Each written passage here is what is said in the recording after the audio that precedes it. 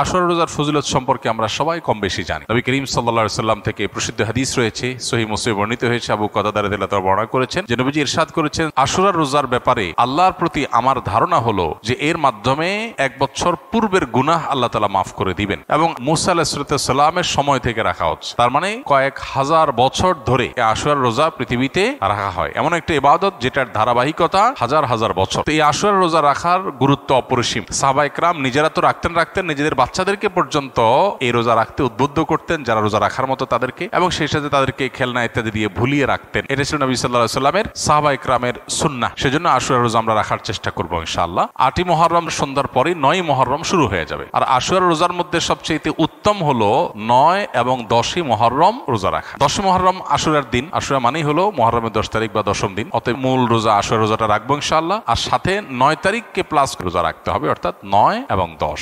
অতএব আশুরা রোজাগুলো আমরা রাখার চেষ্টা করবো ইনশাআল্লাহ। এদিন আল্লাহ রাব্বুল আলামিন মুসা আলাইহিস সালামকে বিজয় দিয়েছেন, সত্যের বিজয় দিয়েছেন।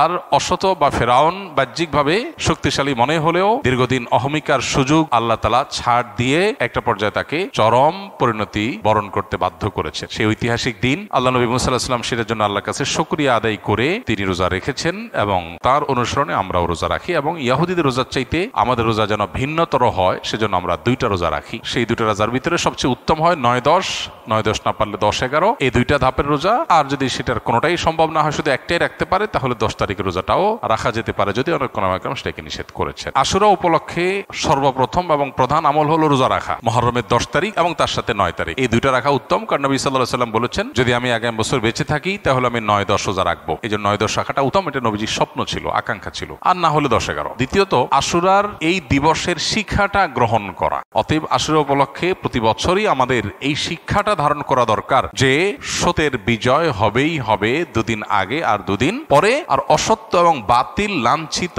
অপমানিত, পরাজিত, নিমজ্জিত হবেই হবে, সেটাও 2 দিন আগে বা পরে। ফেরাউন শক্তিশালী ছিল, ফেরাউন ক্ষমতাবান ছিল, জালিম ছিল, তাই বলে তার পক্ষাবলম্বন সত্যের অনুসন্ধানে মানুষরা করে নাই। মুসা আলাইহিস সালাম দুর্বল ছিলেন, তার অনুসারী বনী ইসরাঈলও দুর্বল ছিলেন, তারা শোষিত ছিলেন, আর ফেরাউন শোষণকারী ছিল। এই দুইয়ের মধ্যে আল্লাহ তাআলা চূড়ান্ত হাসি, শেষ হাসি, চূড়ান্ত বিজয় এটা দান করেছেন কাকে? মুসা আলাইহিস সালামকে। এই চেতনা, এই শিক্ষা মাথায় রেখে যদি আমরা চলি, আমরা সত্যের সাথে থাকবো, সেটা দুর্বল হলেও সত্যের সাথে থাকবো, সংখ্যায় কম হলেও। আমি শুধুমাত্র শক্তি, সামর্থ্য, দল, গ্রুপ, মতাদর্শ এগুলো দেখে, জোয়ার দেখে আমি চলবো না, আমি আদর্শের ভিত্তিতে চলবো। এই শিক্ষাটা আমাদেরকে আসলে দিয়ে থাকে। অতএব সেই শিক্ষাটা আমরা ধারণ করার চেষ্টা করব ইনশাআল্লাহ।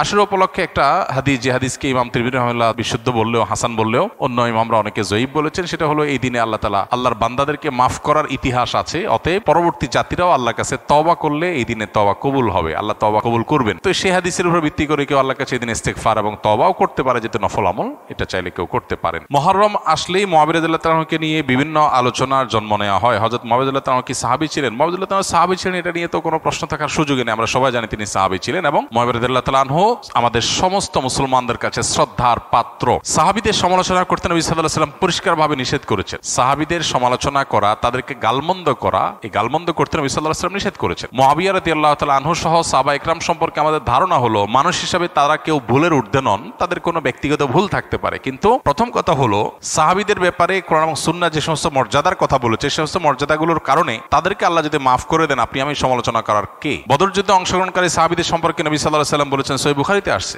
আমালু মা শি'তুম ক্বাদ গাফারাল্লাহু লাকুম, তোমরা যা খুশি করতে পারো, আল্লাহ তোমাদের মাফ করে দিয়েছেন। কত বড় কথা! অতএব সাহাবীদের গালমন্দ করা, নিন্দামন্দ করা জায়েজ নাই। হোসেন রাদিয়াল্লাহু তাআলা আনহুর যে কারবালা ঘটনায় নির্মমভাবে সপরিবারে শাহাদাত বরণ করেছেন, সেটার সাথে মুআবিয়া রাদিয়াল্লাহু তাআলা আনহুর কোনো দায় নেই।